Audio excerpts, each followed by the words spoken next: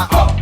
Pick up your clapping hands and pay attention. From the Middle East to the open nations, we coming straight to your ear, no complications. As yalla come on, give me summer up. Here we go, go, you better listen. The BTB train riding on a rhythm. We know they're hungry, so we better feed them. Skip the bullshit and give me summer up. Pick up your clapping hands and pay attention.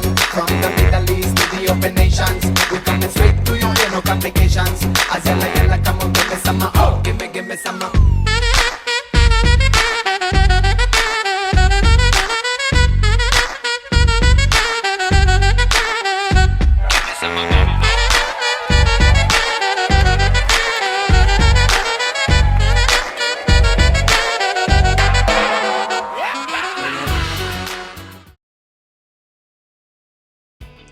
Jewish, war, army, IDF, bombs, Arab-Israeli conflict, Jerusalem, camels, desert, beach, Tel Aviv, gay parade, girl, bar valley, nightlife.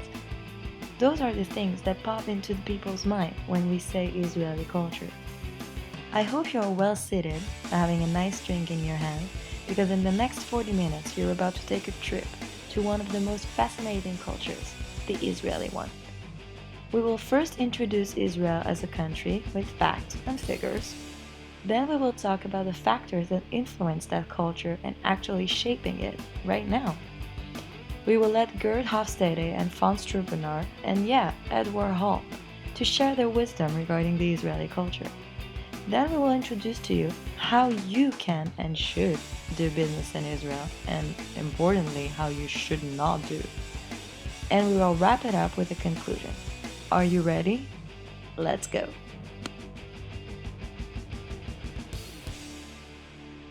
Israel is in the Western Asia, situated at the southeastern shore of the Mediterranean Sea. It is surrounded by Arab countries, Lebanon, Syria, Jordan, and Egypt. On the map, you will also see the gray area of West Bank and Gaza Strip, which represent Palestinian territory. And if you Google image for Israel, you'll see that the result would come out differently. Some picture would have more gray area of Palestinian territories, while some would have more territory of Israel, and that depends on who or which side you ask. The country's capital is Jerusalem. The official language are Hebrew and Arabic. The ethnic groups are 25% of Jewish, around 20% of Arab, and 4% are the others. Their main religion is Judaism, and along the presentation you see that Israel is a very Jewish country.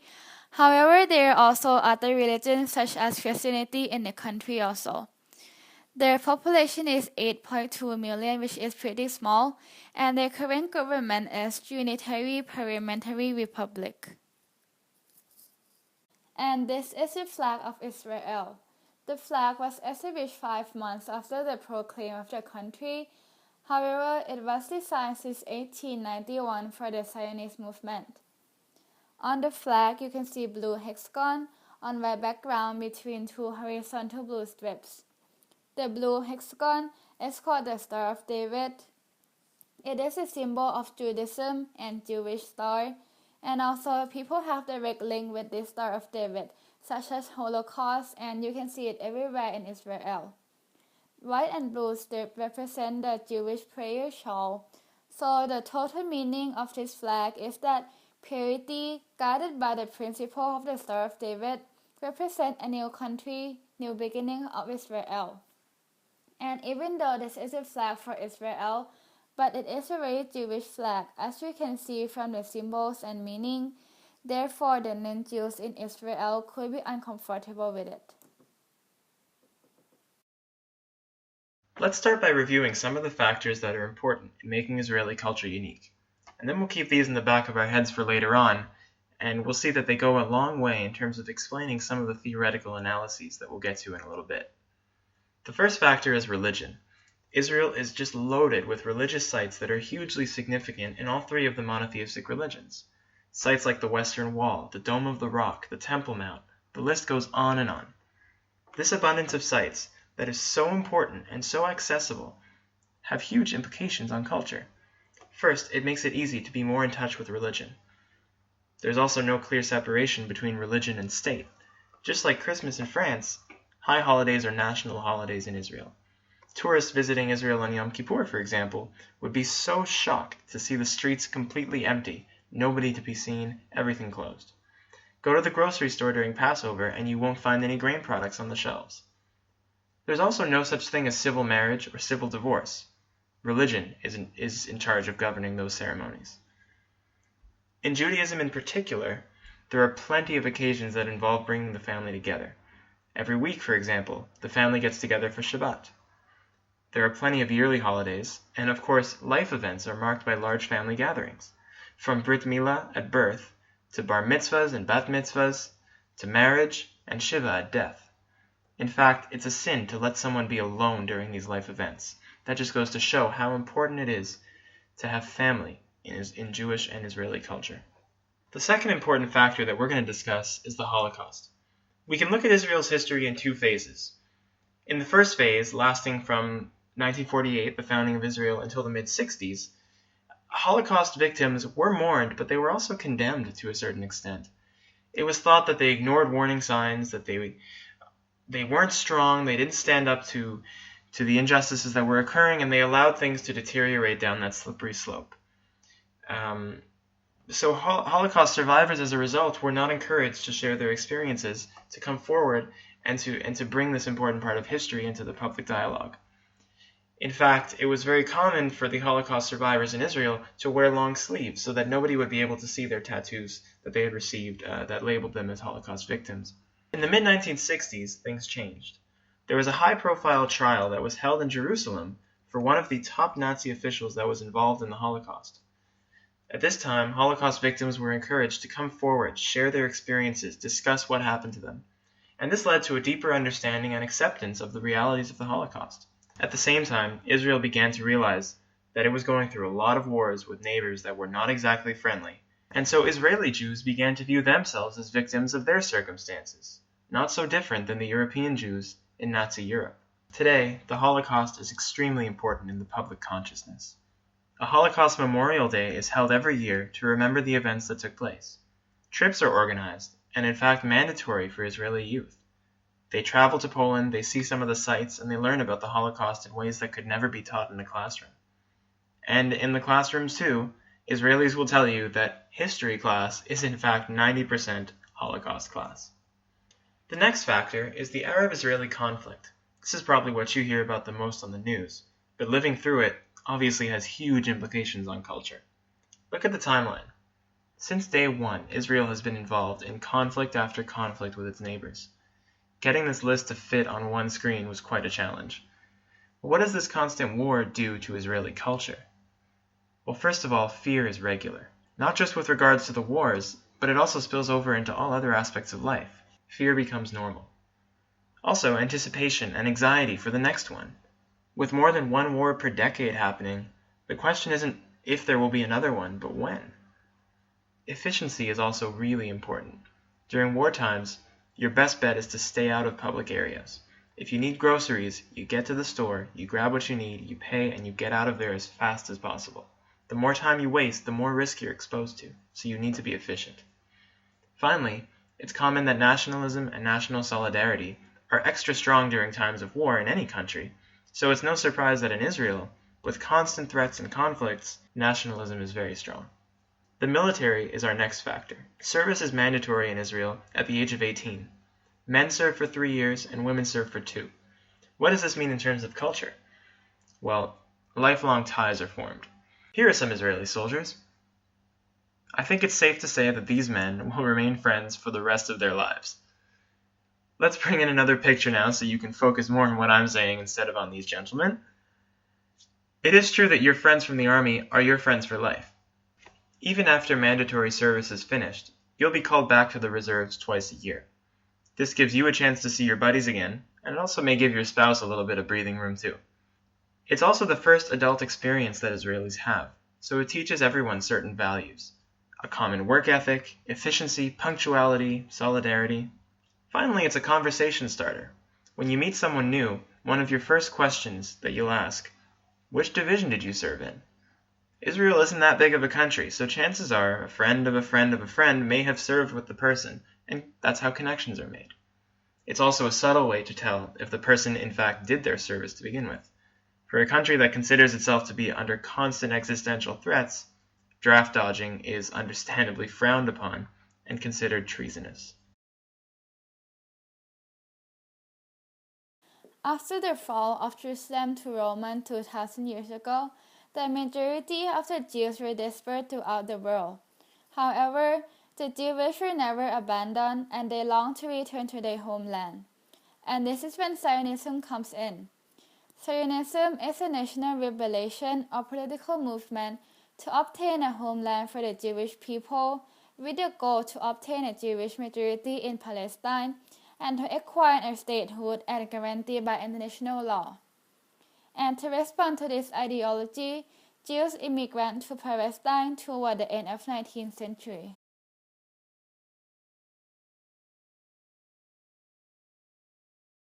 So Zionism leads to immigration to Palestine. Here I want to state three important events that happened during the early period of the immigration. First is the UN Partition Plan, which is a plan to separate Western Palestine to two states, for immigrant Jewish people and for Palestinians. However, the Palestinian leader refused to the plan, which created the uprising, war and conflict, and it still affects Israel today. In 1948 is a big year for Israel where the country was proclaimed. Israel became a country. And 2 years after that, the law of return came in, where it granted every Jew the automatic right to immigrate to Israel and become a citizen of the state. And not so long after that, the number of immigrants were more than double the Jewish people in 1948. The immigrant includes the survivors of the Holocaust in Germany, Austria, Italy, also the majority of the Jewish community in Bulgaria, Poland, one-third of the Jews of Romania, and nearly all of the Jewish community in Libya, Yemen, and Iraq. There are two important waves of immigration that mainly affect Israel culture. First is post-Soviet Aliyah in 1990, where 1 million people immigrated from the Soviet Union. At that time, there were around 5 million people in Israel, so when that 1 million people came in, the ratio is very big, and they brought with them lots of new practices such as culture, language, and food. The second wave are the immigrants of Ethiopian Jews. An historical operation, unprecedented. It's not your usual military operation. Here we rescue and bring home the lost sons of Israel. And this is when Israel became what's called a melting pot, where Jews from different countries and races all came in Israel.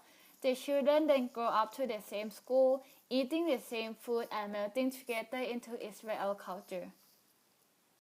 So when there are Jewish coming into Israel from different places and backgrounds, it created two subcultures of Judaism, which are the Ashkenazi and the Sephardic.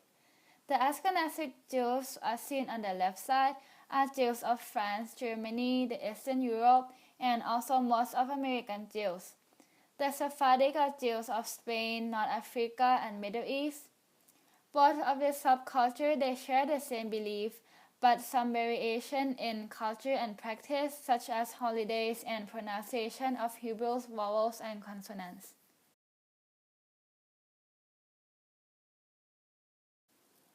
And there is a direct link between the influence of Western and America on the culture of Israel. The Israeli, they want to be like the American. For example, they import the television show, music. They prefer American clothes band rather than French band. They have the same slang. They also have the same tradition and celebration. For example, the 4th of July in US where you have barbecue. It is the same on Israel, the Independence Day. You have barbecue, fireworks, inviting friends. Also, the Israeli, they appreciate American very much, where they have the phrase to express greatness, America. If you taste good food and you say it's very good, you can say, oh, this is very America, meaning it's very good, it's very delicious. Also, because of this, it brings in the influence of the American into Israel, such as being individualism.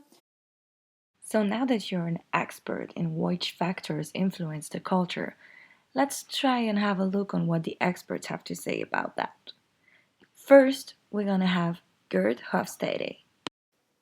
With a score of 13 in this dimension, we can see that Israel is actually a very low power distance culture, meaning that they are equal in areas such as men and women can have the same job.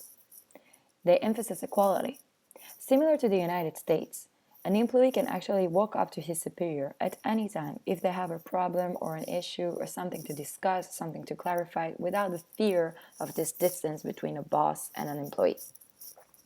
You can see in the pictures me on the left with my superior in the army. This was the guy that everybody should be frightened from. He's the one that is in charge of discipline, and he was my direct commander. But you can see through the picture that we're actually quite close, and there is absolutely no distance. I mean, according to that picture, can you actually imagine that this is the guy that's supposed to give me orders? Not so much. And on your right, you see me dancing on tables. Yeah, dancing on tables. With two of my bosses while I was working in a company. These were my bosses, and we were together skiing and having fun, and I was supposed to work during this week, but no, I was dancing on tables with my superiors. So actually, we have respect towards each other. I respect them for being my bosses, but respect is not translated into distance. And this is actually the difference. I guess you're wondering what is the reason behind it. Well, let me explain to you. Israel is so small. I mean, the population is so small. And in the end of the day, we realize that we kind of know everybody. For example, my prime minister, his son, he's dating a girl that I actually know pretty well.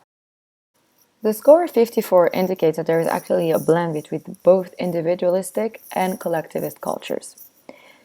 The features for collectivist is the fact that due to all these Jewish holidays that you could see in the previous slide, there are quite a lot of them. On average, you have an holiday every 2 months, maybe less in some periods. You gather the extended family numerous times during the year. So basically, you maintain a relationship even with your aunts and your cousins and second-degree cousins, and between weddings and bar mitzvahs and brit milah and the holidays. I mean, you see them a lot. So you don't have this non-relationship going on between the extended families, as opposed to some cultures in Europe, for example. So yeah, in that terms, we can say that it's a collectivist culture. On the other hand, it's kind of individualistic because the main relationship is still maintained in the small circle family, meaning your parents and your brothers or sisters. And we use a lot the term I. We want to succeed by ourselves. We want to do things by ourselves. We don't really take into consideration what the extended family is going to say about it or what the family name or reputation is going to be. We actually don't care. Has a score of 47 in this dimension. Again, we can see that Israel is neither a clear masculine society nor a feminine one. Some features actually point out the masculine features, such as performance is so highly valued. You want to be the best at everything. You work so hard to be the best, to be the number one in order to achieve your dream goal that is being the boss one day. Also, managers are expected to be assertive, to take decisions right away. You can see that the reason from that might be the fact that everybody goes through the army. And in the army, I mean, it is a masculine thing. You have to be on time. You have no time to take care about other people's feelings. It's a masculine structure. On the other hand, you have feminine features, such as the fact that we already spoke about, the equality and display of emotions. In Israel, I mean, come on, people are not scared of crying in front of people or screaming or showing that they were offended or being extremely happy and excited. And this is actually a feminine feature. As you can see at the picture in front of you, these women and yes, they are women, quite good looking actually. These women are serving in the army in a unit that is actually very, very masculine. And I chose this picture to show you that this is actually the best display of a blend. Women in a manly field, but there is absolutely no problem with that. Israel is among the stronger uncertainty avoidant countries. Whew, thank God we don't have a blend anymore. There is a need for rigid codes of beliefs and behavior. There is an intolerance of unorthodox behaviors and ideas. In Israel, people have an inner urge to be busy and to work hard. And they have to value their time because, and pay attention to that, time is money. Actually, the reason behind it could be the conflicts that Israel has suffered from since, well, its creation. There is this thing that we actually need to be organized and have rules in terms of crisis that comes along so many times. If we suffer from terrorism and war, we can't be a country that has no codes of behavior and has no rules. We have to be disciplined. For example, if there is a terrorist attack and some boss explodes or something, you can see that all the people around will know exactly what to do. We are being trained to know how to react since we were, I don't know, 3 years old. We know how to react, and this is why it makes that country to work even under the hardest conditions. And since time is money and people have this urge to work hard, you should know that what is really important is precision and punctuality. This is the norm. With a score of 38, we can see that Israel is not into preparing itself for the future. There is a saying in Israel that is, live today like there is no tomorrow, because guess what? There might not be one. The factors behind this score, in our opinion, is the fact that Israel is in a conflict on average every 2 years. And there are several periods of time in history, and not so long ago, that Israel was suffering from terrorist attacks on a daily basis. When you live in that state that you don't know if your future is secured in terms of security and life, you actually have two options. Either be scared or just live your life to the fullest. And this is exactly what the Israelis are. But you still have to remember your past and your traditions. You should be thankful for the people that were here before and fight for you to actually have this life. The reason behind it is, of course, the factor of Judaism. This is a Jewish country, and the Jewish tradition, as you see, is quite full. Lots of tradition, lots of holidays, very rigid codes of behavior. And these are the factors that actually influence, in our opinion, again, the long-term orientation score.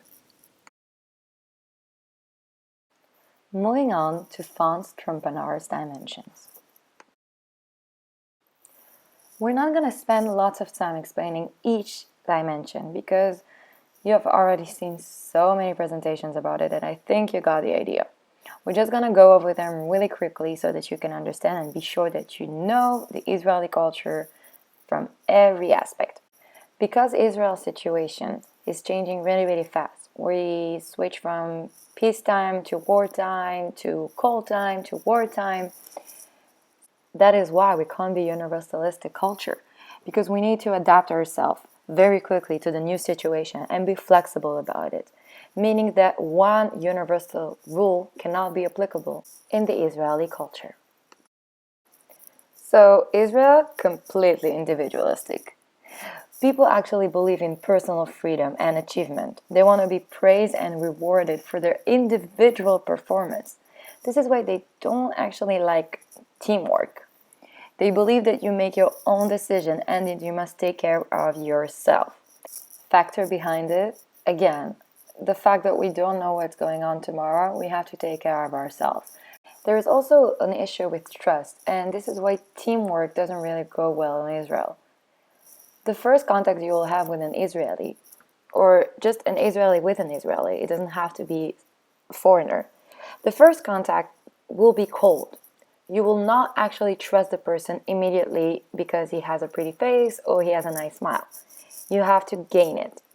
And this is why when you make a team group, it will be kind of hard to have a good result because first of all, you'll have a long stage of trust gaining.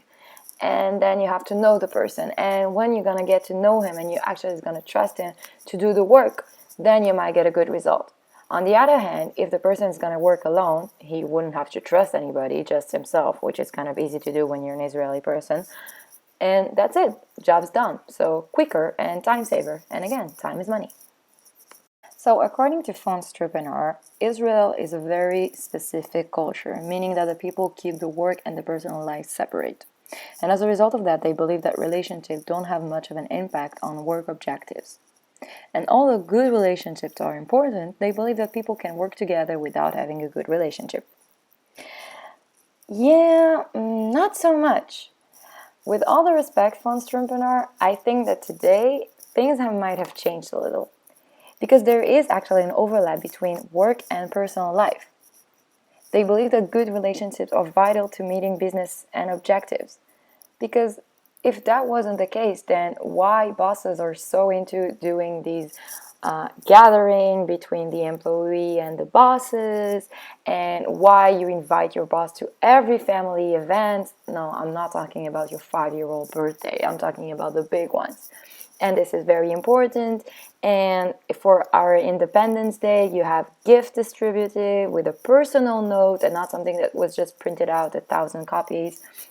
So I think that when we look at the strategies that you have to implement for a specific or a diffuse culture, you might actually have both. So for the specific one, yeah, you have to be direct and to the point, and you have to provide clear instructions for processes and the procedures that you want to have. On the other hand, in a diffuse culture, you have to be prepared to discuss business on social occasions and to have personal discussions at work, and you have to try to avoid turning down invitation to social functions, which is the reality. So I think it's going to be kind of a mix of both, in my opinion.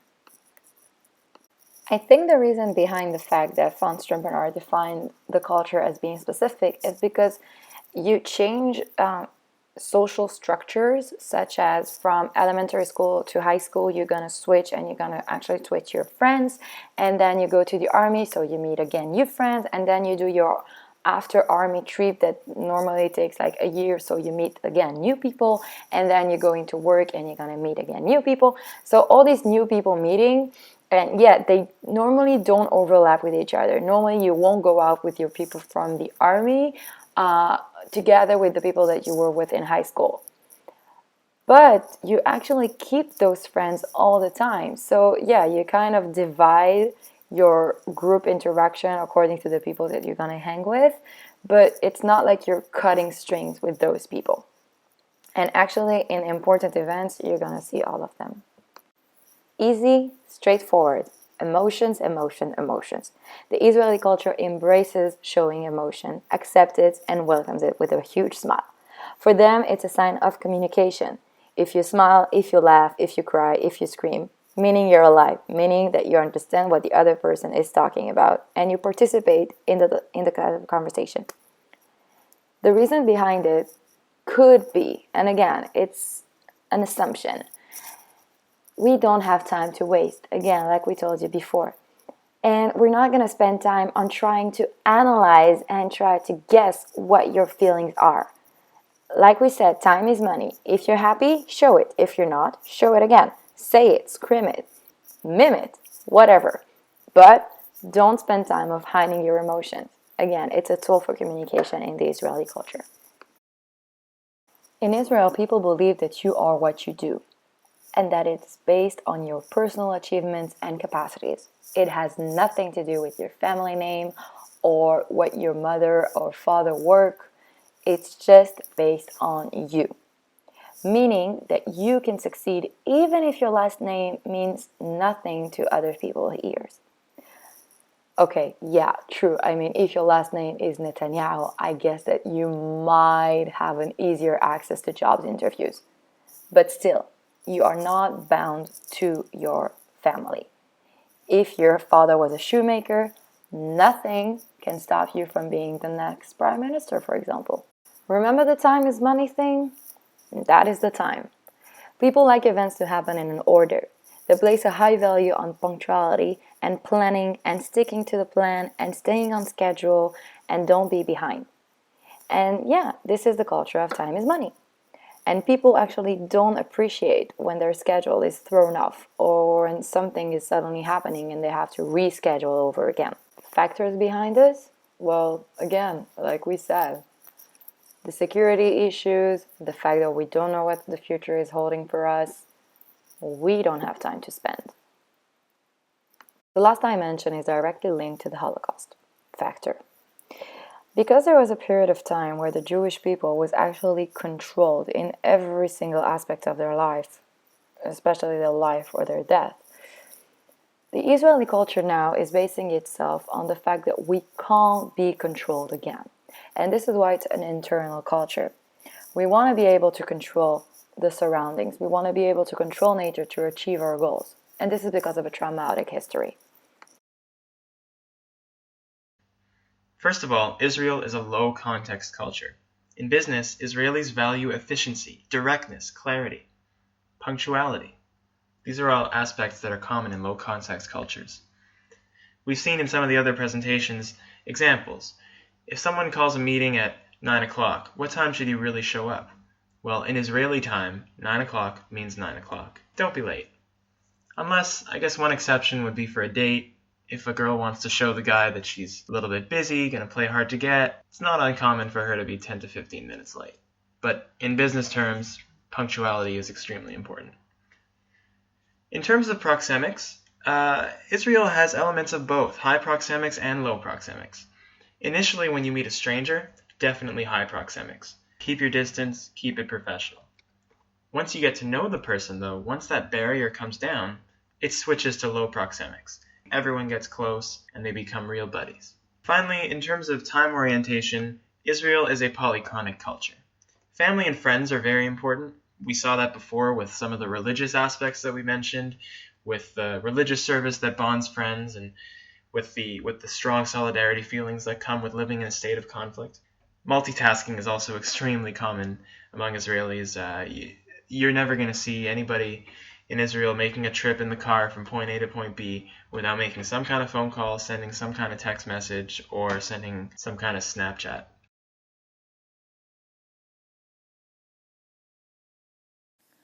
Omar, a businessman from Canada, is going to meet Mai, a businesswoman from Israel, to discuss their company's joint venture for the first time.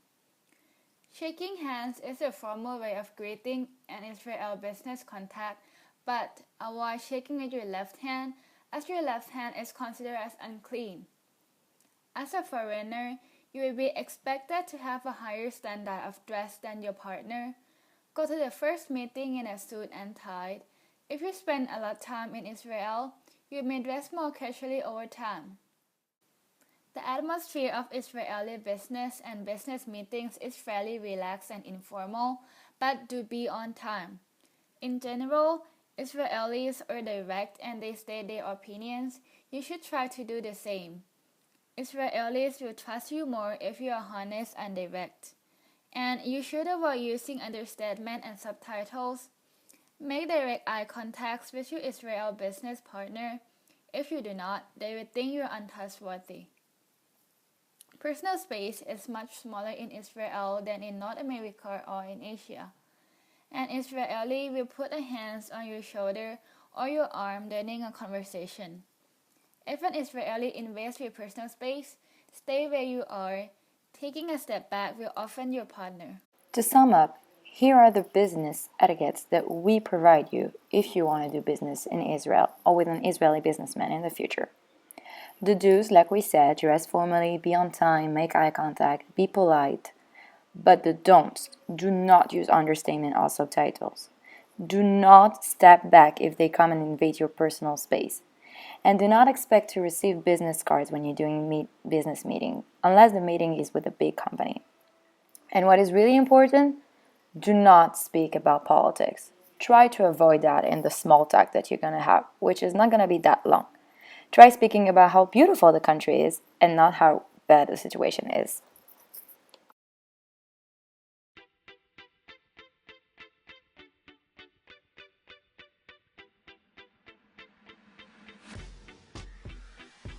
So yeah guys, that's it. Our part now is done. Now it's your turn. We hope that now you understand that Israel is far more than what you see on the news. We hope that through this presentation, you understood that the Israeli culture is complex but yet kind of fascinating. We hope now that if you're going to run into an Israeli person and you're going to have a conversation with him, you'll have the proper tools to have it without any problems. We even hope that when he's going to ask you, do you have Israeli origins? You will just say, no, but I have a few intelligence friends that taught me some stuff. So we wish you good luck on your journey. And remember, time is money. Forever in my mind, be my golden sunshine. It's raining in your mind, so push them clouds aside. Forever by my side, you're my golden sunshine.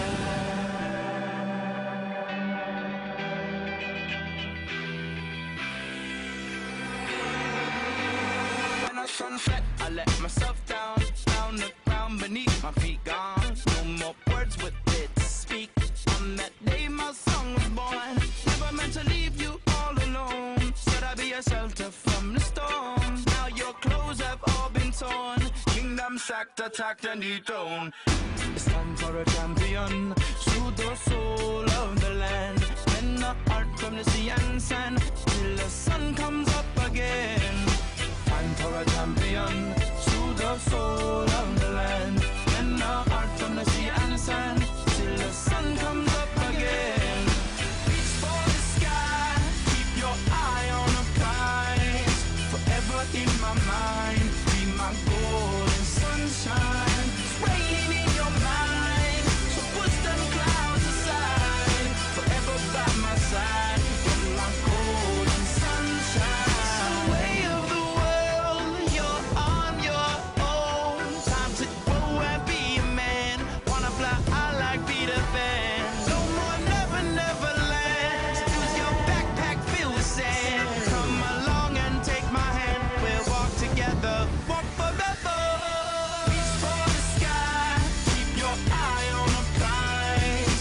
Forever in my mind. Be my golden sunshine. It's raining in your mind, so push them clouds aside. Forever by my side. You're my golden sunshine. Reach for the sky.